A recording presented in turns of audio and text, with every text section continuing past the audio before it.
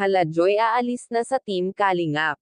Nanay ni Joy naglabas ng kanyang saloobin patungkol sa mga nangbabash kay Joy ukol dito sa third party di umano na isinisisi kay Joy at mga basher ngayon para kay Joy ay mas lalong nanggagalaiti dito.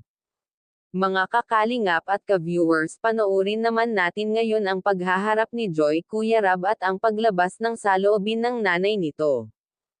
At bago po tayo magsimula the video na ito ay nais ko lamang shoutout ang ating minamahal na mga viewers at supporters.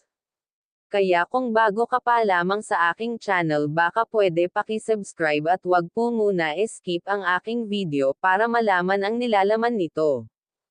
Kuya Rab ay hindi makapaniwala dahil dito sa sinabi ni nanay at naiyak ito sa harapan nila ni Joy.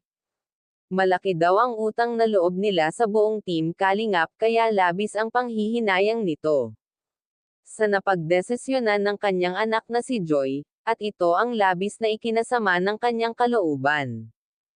At agad naman na humingi ng tawad ito sa kanya na hindi niya inaasahan kaya sa point na ito ay naawa si Kuya Rab kay Joy dahil dito ay naaapektuhan ang mga beneficiary. Okay lang ang lahat sa akin Joy at akit ka naman aalis, wag mong intendihin ang mga nangbabash sa'yo, ganyan talaga dahil isa kayo sa mga beneficiary ng Kalingap kaya hindi yan maiiwasan. Agad niya itong niyakap at ang tungkol sa third party ay hayaan mo na iyon, ang important ay ang ngayon. At nagpapasalamat pa rin naman tayo sa Panginoon Diyos dahil nakilala ko kayo at ang Team Kalingap. Well, alam naman natin na marami ang nabago ngayon sa buhay nila Joy simula nang maging isa siya sa K-Angels. At ito rin ang naging daan para maiahon ni Joy sa kahirapan ang kanyang pamilya kaya hindi niya susukwan ang pagiging leader ng K-Angels siya ngayon at pasasalamat siya sa lahat ng bumubuo ng Team Kalingap.